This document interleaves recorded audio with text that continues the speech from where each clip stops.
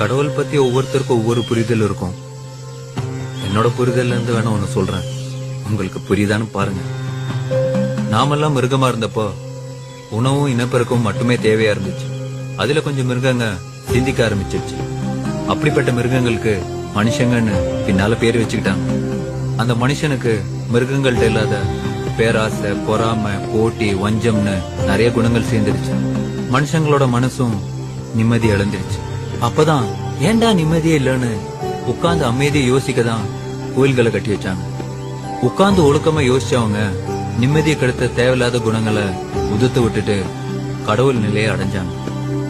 அந்த கடவுள் நிலையை அடைஞ்சவங்க கொடுத்துட்டு போன சிலபஸ் தான் திருமந்திரம், திருக்குறள், பகவத்கீதா, குர்ஆன், தம்மபதம், பைபிள்னு எல்லாம். அந்த சிலபஸ உண்மையா புரிஞ்சிட்டவங்க கடவுளோட மனநிலையை அடைய முடிஞ்சு. இப்ப நீங்க ப்ரூஸ்